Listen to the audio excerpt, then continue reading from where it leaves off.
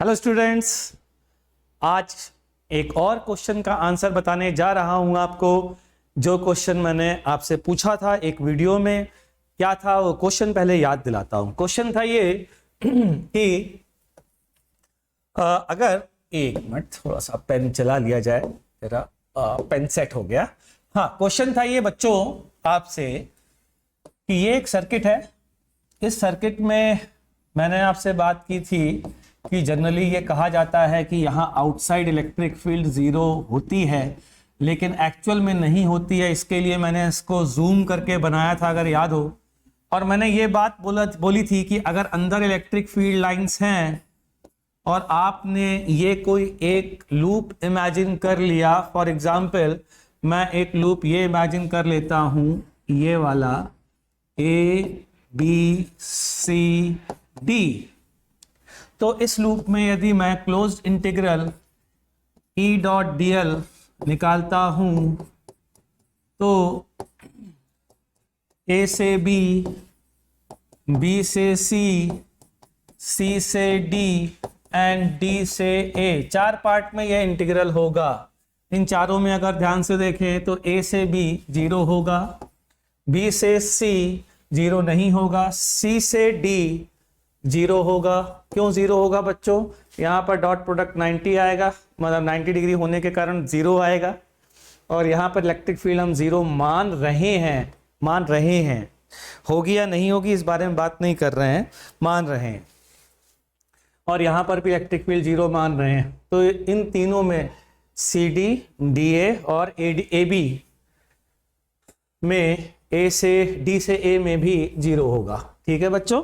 अच्छा जी, तो बचा क्या? केवल B से C। B से C अगर देखें कि अंदर इलेक्ट्रिक फील्ड नॉन जीरो है और ये लेंथ L है ये लेंथ L है। इलेक्ट्रिक फील्ड की वैल्यू E मान लेते हैं, तो ये वैल्यू E इंटू L आएगी। और हमें पता है according to Ohm's law E equals to rho J होता है। तो और करंट इसमें है, मतलब J है। रोज रजिस्टिविटी मैं मान रहा हूं, मैंने आपसे बोला था ये मान रहा हूं कि ये रेजिस्टेंस नॉन जीरो का वायर है, तो यहाँ E होना जरूरी है। तो E यहां पर होना जरूरी है, इसका मतलब इसका नॉन जीरो होना जरूरी है, इसका नॉन होना जरूरी है, मतलब ये नॉन जीरो आ गया, जो कि पॉसिबल नहीं है, गलत है। क्यों? क्योंकि इलेक्ट्रोस्टैटिक फील्ड का closed integral must be always zero because this field is a conservative field, तो क्या है आखिरकार, क्या रीजन है, क्या है फंडा? तो ध्यान से देखिएगा बच्चों, सभी लोग, आपको कुछ लोगों को पता है, कुछ लोगों को नहीं पता होगा। एनसीईआरटी ने अपने एक ऑब्जेक्टिव क्वेश्चन में भी ये बात पूछी है। हालांकि वो एग्जाम्पलर प्रॉब्लम्स जो एनसीईआरटी की आई थी, उसमें एनसीईआरटी ने बात पूछी थी कि एक रिंग में अगर करंट है तो ये करंट जो घूम रही है, इलेक्ट्रिक फील्ड जो यहाँ घूम रही है, वो इलेक्ट्रोस्टैटिक फील्ड के घूमने का कारण क्या है? तो उसका आंसर होता है यहाँ पर चार्ज इंड्यूस हो जाता है इस रिंग पर, प्लस माइनस इस तरीके से कि इलेक्ट्रिक फील्ड बेंड होती है। फॉर एग्जाम्पल मैं अगर बात करूँ इस वायर में, यहाँ पर तो लोग यहाँ तक तो पढ़ा होता है लोगों ने कि ये वायर जहाँ पर बेंड होता है वहाँ पर इलेक्ट्रिक फील्ड लाइन बेंड इस तरीके से होती हैं कि इस जगह यहाँ पर माइनस और यहाँ पर प्लस चार्ज इस तरीके से आता है कि रिजल्टेंट फील्ड यहाँ आकर के बेंड हो जाती है। ठीक, तो बच्चों बस ये बात जान लीजिए कि ये जो चार्ज आया है सरफेस पे, क्या इसके कारण से फील्ड लाइंस बाहर नहीं होंगी? क्या यहाँ पर फील्ड लाइन नहीं होंगी? क्या बिल्कुल होंगी। एक बात। दूसरी बात, ये जो चार्ज आपको दिख रहा है, जो इलेक्ट्रोस्टैटिक फील्ड आपको दिखाई दे रही है इनसाइड द वायर, ये जो इलेक्ट्रिक फील्ड आपको दिखाई दे रही है इनसाइड द वायर, अंदर जो कोई चार्ज हो ही नहीं सकता। मैं गारंटी ले रहा हूं कि कैसे ले रहे हो सर आप गारंटी? देखो जी कैसे लेता हूं मैं गारंटी, ध्यान दीजिएगा बच्चों। मैं क्या करने जा रहा हूं, इसको इरेज कर रहा हूं और ये दिखाने जा रहा हूं कि अंदर चार्ज हो ही नहीं सकता। तो ये फील्ड आई कहां से? तो अंदर चार्ज नहीं हो सकता। इसका क्या प्रूफ है आपके पास? तो पहले इसको मैं हटाता हूं।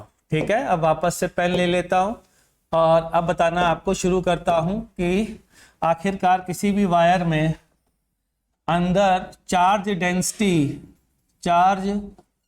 डेंसिटी हर एक पॉइंट पर रो क्यू मस्ट बी जीरो, यह भी प्रूफ कर देता हूं। क्यों होनी चाहिए, देखो जरा कैसे होनी चाहिए।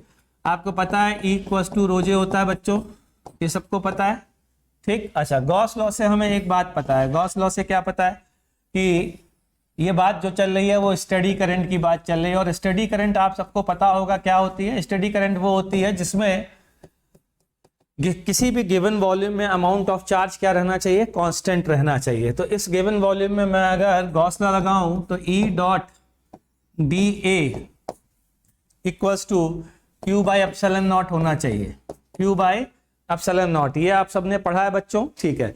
यहां से E की वैल्यू पुट करने जा रहा हूं। E की वैल्यू अगर मैं पुट करता हूं तो कितनी आएगी, रो यूनिफॉर्म वायर मैं ले रहा हूं, J डॉट डी ए, पता है ये क्या चीज है, J dot D A current density का फ्लक्स किसी भी क्लोज्ड वॉल्यूम से इन स्टडी करंट, आपने किरचॉफ फर्स्ट लॉ पढ़ा है, किसी भी क्लोज्ड वॉल्यूम से नेट आउटवर्ड करंट कितनी होती है, नेट आउटवर्ड करंट बच्चों जीरो। इसी को दूसरे फॉर्म में लिखा जाता है closed integral J dot D A equals to zero. इसका मतलब ये वैल्यू कितनी होगी, अगर स्टडी करंट है तो जीरो होगी, that means Q must be zero. हर एक वॉल्यूम के लिए Q जीरो, किसी भी वॉल्यूम के लिए, for every volume Q zero, that means charge density must be zero. इसका मतलब एक बात समझ लीजिए कि E इक्वल्स टू रो जे जो फील्ड है, इसमें जो ये E है ये इनसाइड चार्ज के कारण नहीं होती है, तो फिर ये किसके कारण होगी, ये सरफेस चार्ज के कारण होती है। और अगर ये फील्ड सरफेस चार्ज के कारण होती है बच्चों, अगर ये फील्ड सरफेस चार्ज के कारण होती है बच्चों, तो ये अंदर ही क्यों होगी, बाहर भी होगी, होगी ना बच्चों। तो होता क्या है, जैसे मान लीजिए मैं इस सर्किट में अगर इस वायर का व्यू बनाऊं तो पता है कैसा आती है फील्ड लाइंस एक जर्नल में ड्रॉ की गई हैं बच्चों, वो जर्नल आपको दिखाऊंगा, आप चिंता मत करिएगा। यहाँ पर अंदर फील्ड लाइंस तो होती हैं, मैं आपको ऑलरेडी बता चुका हूँ कि किस तरीके की होती हैं, वो सीधी वाली जो मैंने बताई थी। बाहर की फील्ड लाइंस भी इस तरीके की बच्चों होती हैं, ऐसी फील्ड लाइंस एक स्ट्रेट वायर में अगर सिमेट्रिकली देखा जाए, जिस पॉइंट के अबाउट सर्किट सिमेट्रिक है उस पॉइंट के अबाउट बाहर की फील्ड लाइंस बच्चों इस तरीके की होती हैं। और इस तरीके की फील्ड लाइन होने से क्या होता है कि किसी भी क्लोज इंटीग्रल में अगर आप E डॉट डी एल लोगे तो वो जीरो आ जाएगा। एक काम करता हूं, आपको मैंने ये फाइनली उस क्वेश्चन का आंसर दे दिया है कि outside the wire field non zero होती है, होना पड़ेगा नॉन जीरो। क्यों होना पड़ेगा, क्योंकि चार्ज जो है वो सिर्फ सरफेस पे आता है, अंदर हो ही नहीं सकता। और वो जो क्वेश्चन मैंने बताया था आपको कि किसी भी क्लोज्ड वॉल्यूम से नेट आउटवर्ड फ्लक्स जीरो हो, ऐसा जरूरी नहीं है बच्चों, ऐसा जरूरी नहीं है, क्योंकि सरफेस पे चार्ज होता है। तो ध्यान रखिएगा, दोनों बातें आज के बाद बहुत इंपॉर्टेंट है। चूंकि एनसीईआरटी ने एग्जाम्पलर में ऐसा एक क्वेश्चन दिया है, इसलिए हमारे लिए ये चीज बहुत इंपॉर्टेंट है। क्या बहुत इंपॉर्टेंट है कि electric field outside non zero होगी, इसलिए किसी भी वायर से फ्लक्स अगर देखेंगे तो वो जीरो या नॉन जीरो दोनों हो सकता है, डिपेंड करता है कि नेट चार्ज जीरो है कि नहीं है। एक बार मैं आपको वो जर्नल की शक्ल भी दिखा देता हूं जिसका मैंने ये डायग्राम चुराया है, वो जर्नल देखिए। एक मिनट रुकिएगा जरा, माइक गिर गया मेरा। ये जर्नल अगर आप ध्यान से देखें तो एक फिजिक्स का इंस्टीट्यूट है, वहाँ से मैंने लिया हुआ है। यहाँ पर जिन्होंने कंट्रीब्यूट किया है इस जर्नल के बारे में ये लिखा हुआ है, ब्राज़ील में पब्लिश हुआ है ये जर्नल। तो देखिए आप, ये इन्होंने फील्ड के बारे में बताया, electric field inside and outside the wire.